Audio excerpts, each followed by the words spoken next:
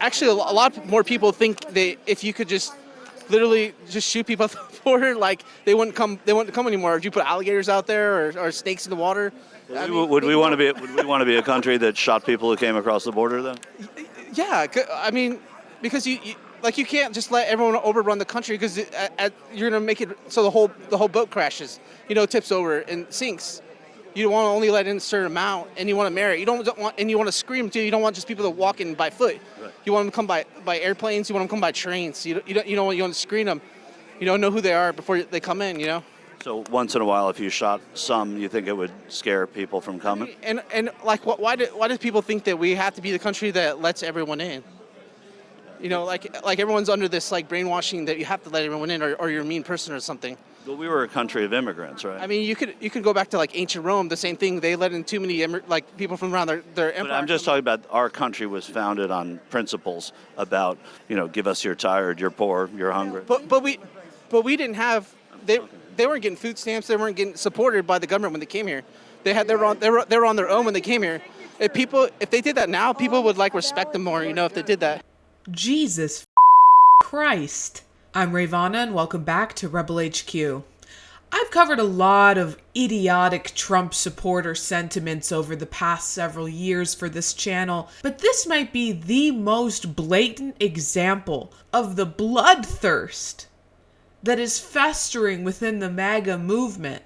This man is fantasizing about an ideal world where he gets to kill desperate immigrants coming to America. That is his dream. Now, Donald Trump coming to power didn't create xenophobia and racism and bigotry in this country, but it sure as hell did a lot to embolden these people. Because not only did that man feel comfortable saying that, he felt comfortable saying it on camera to a reporter. And right-wing politicians, as well as right-wing news media, has taken this as an opportunity to run with anti-immigrant narratives, such as this. The Obama era, right? I think he started the whole change of terminology on what we call illegal aliens. It was his administration, his regime that put in undocumented workers. Did you happen to notice one of the latest releases by the Biden regime? He called them, now I think this was a release that came out earlier today, he called them newcomers. Now we're calling them newcomers instead of what they are. Instead of what they are, what are they?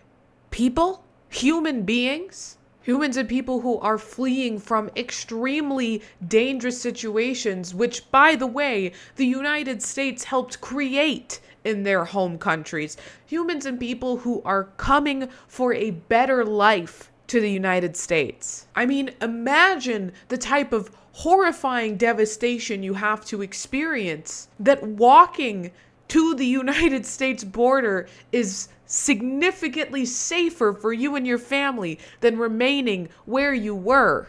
But of course, this racist right-wing news host who's never known a moment of struggle in his entire privileged life wouldn't even attempt to empathize with migrants coming to the U.S.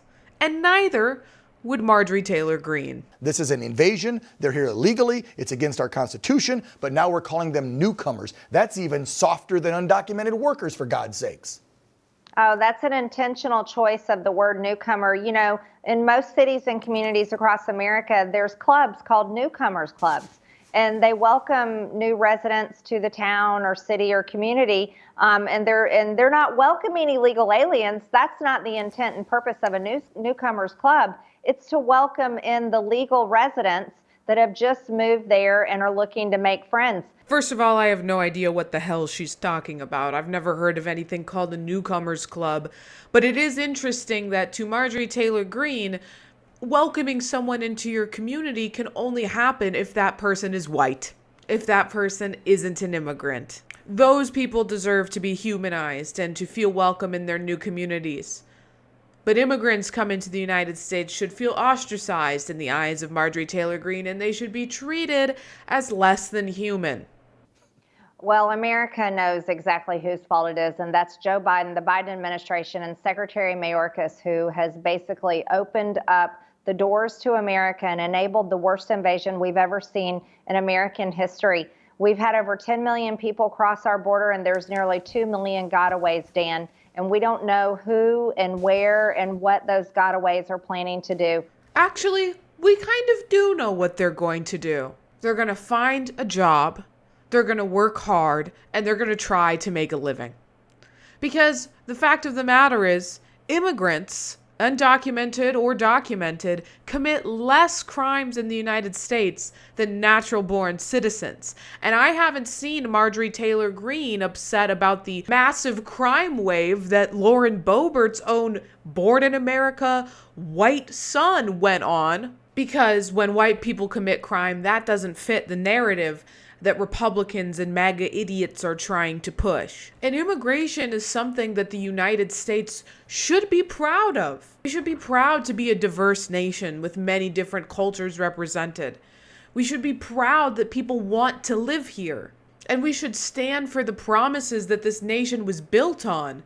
That it would be a nation of immigrants, that it would open its arms to people all across the globe who want to experience the American dream. But instead, all of these patriots and America First people are projecting a narrative that is entirely un-American.